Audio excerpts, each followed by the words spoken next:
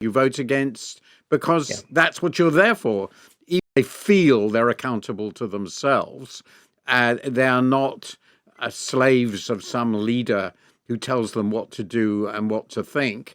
And if necessary, you know, you vote against your party. You vote against Yeah. because that's what you're there for.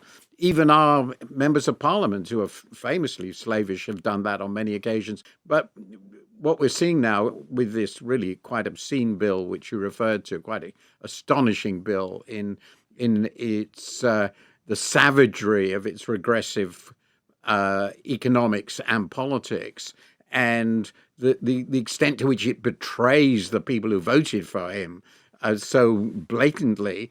This is the outcome of that sort of politics, the politics in which you follow the leader. And in the way, everything else we're seeing, the attacks on institutions, the attacks on the law, the attacks on international treaties, all that emanates from the fact that the leader's word, his will, his word is the law. What we were talking about, the changes in the core of American politics, are also changes for the world.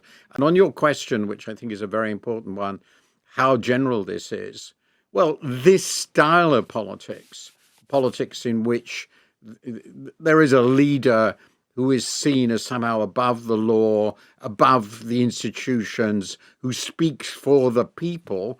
Well, I've just been in a country where the prime minister is seen in exactly the same way, an even bigger democracy, India, where it is accepted that, at least by his side, which is a huge proportion of the population, and they've held power now for 11 years and are likely to continue to do so, certainly for the rest of this term, perhaps beyond that. They also have exactly the same view of the great leader. But certainly America has moved in directions which certainly 10 years ago I would have thought unthinkable. The question I suppose to think about here is, how confident do you feel in either direction about its stability, this system?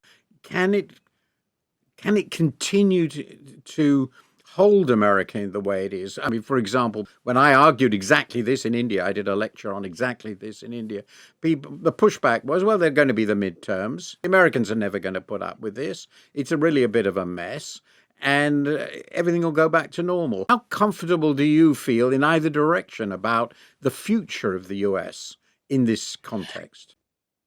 I'm not comfortable in either direction. I'm neither a total pessimist nor a comfortable optimist. For what it's worth, the American public hates what's going on. Public opinion on this legislation is incredibly negative, and that's with most people still not having a full sense of what's in it. We do have in the American system, we have special elections, which are, a seat becomes vacant for whatever reason, and at both state and federal level offices, and there's a special election held, and in the special elections so far, Democrats have been outperforming 2024 by about 15 percentage points. So if it's up for a vote and the vote counts, then there's would appear to be a strong chance that we reverse this. Now, the trouble is,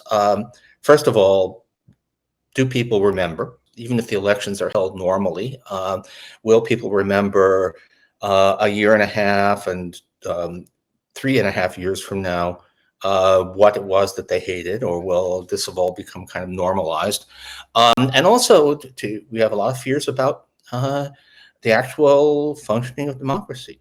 I mean, again, I'm sorry, this is a U.S.-centric discussion, but I think that's unavoidable given where the action is right now. One of the things this bill does is it gives a roughly 1,000% increase in the budget of ICE, Immigration and Customs Enforcement, which is, and these are the people, masked federal agents without any identification, snatching people and jailing them and deporting them on the streets of America. This is hard to believe, but it's been happening. So we're creating